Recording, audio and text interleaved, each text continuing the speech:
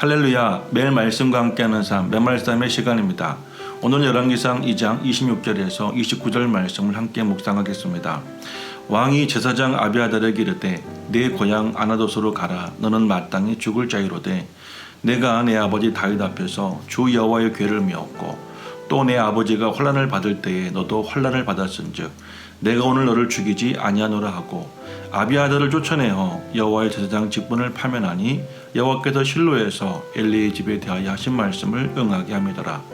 그 소문이 요압에게 들림에 그가 여호와의 장막으로 도망하여 제단뿔을 잡으니 이는 그가 다윗을 떠나 압살롬을 따르지 아니하였으나 아도니아를 따랐습니다.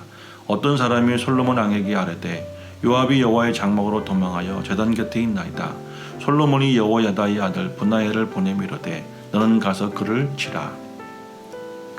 오늘은 죽음을 면했지만 제사장직을 파면당한 아비아달과 살고자 성막에 뛰어들어가 제단 뿔은 잡았지만 끝내 죽음을 면하지 못한 요압 장군의 사건을 묵상하며 두 가지 교훈을 얻는 시간이 되겠습니다. 먼저 제사장 아비아달을 통한 교훈을 살펴보겠습니다. 본문에 두 가지 사건을 소개하는데요. 첫째로 제사장 아비아달은 과거에 다윗이 왕이 되었을 때 오베드돔에 있던 여호와의 법궤를 예루살렘으로 옮길 때 동참했던 인물입니다. 그는 제사장으로서 여호와의 법궤를 메는 중요한 일원으로 참여했는데요. 그는 수많은 사람 가운데 선택받은 특별한 사람이었습니다. 오직 여호와의 궤를 나르는 일은 레위 족속 중 제사장의 반열에 속한 고아 자손만의 임무로서 제사장 고유의 특권과 의무를 나타내는 것입니다. 두 번째, 다윗이 모든 환난을 받을 때 그도 함께 환난을 받았다는 것인데 그는 다윗이 사울 왕의 박해를 받을 때 그리고 압살롬의 반역 사건 때에 끝까지 다윗 왕에게 충성하며 함께 어려움을 감당했던 사람이었습니다. 그러나 아도니아 왕자인 한때 요압 장군과 함께 그의 편에 섰던 것이 제사장의 직분을 파면당하고 위배되는 돌이킬 수 없는 죄가 된 것입니다. 그것은 그가 전에 목숨 걸고 메었던 그리스도의 십자가와 그리스도를 인하여 받았던 수많은 환난 앞에 겸손하고 한결같이 다윗과 하나님의 중보자의 사명은 감당했지만 현재 그는 하나님의 편이 아닌 사람의 편에 서서 즉 아도니아의 외모와 능력을 믿고 안주하며 고난의 십자가와 환난을 던진 것이 모든 것을 잃고 파면당하게 된 이유가 된 것입니다. 사랑하는 여러분, 우리는 제사장 아비아달의 파면을 보며 한 가지 분명한 교훈을 얻게 됩니다. 그것은 어떤 상황 속에서도 안주하지 말고 끝까지 우리 몫의 십자가를 지고 주님이 우리에게 주신 환난에 동참해야 한다는 것입니다. 과거의 영광은 과거일 뿐입니다.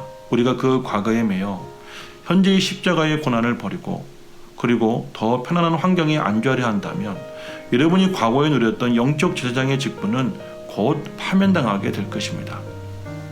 그리고 요압 장군의 형식적인 신앙생활이 얼마나 무서운지도 함께 묵상해 보겠습니다. 제사장 아비아달의 파면 소식을 들은 요압은 솔로몬의 심판을 면하고자 급한 마음에 성막으로 뛰어들어가 제단 뿔을 잡았습니다. 저도 말씀드렸지만 당시의 성막은 피난처 역할을 했습니다.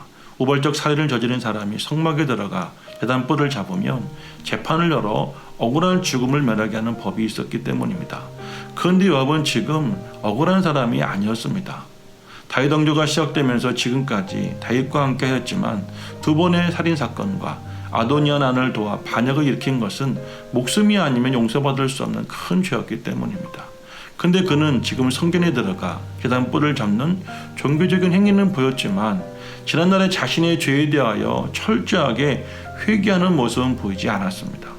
성막에서 나오라는 솔로몬 왕의 명령에도 아니라고 끝까지 완강하게 우기는 그의 행동에는 자기중심적인 교만과 그리고 행위중심적인 신앙의 극치를 우리에게 보여주고 있습니다.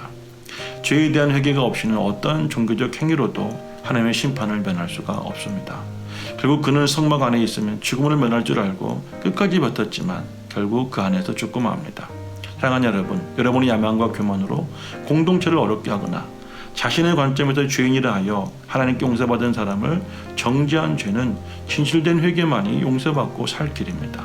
그것이 없이 아무리 열심히 제단에 나와 신실하게 신앙생활하는 어떠한 종교적 행위로는 절대로 용서받을 수가 없습니다. 오늘 하루 진정한 회개하는 여러분의 형식적인 종교 행위가 무엇인지 돌아보고 하나님 앞에 철저히 회개하는 하루가 되기를 바랍니다. 또한 현재에 안주하지 마시고 주님 오시는 그날까지 여러분의 십자가와 그리고 고난에 동반되어지는 사명을 끝까지 붙잡고 승리하실 수 있는 저와 여러분 되시기를 예수님 이름으로 축복합니다.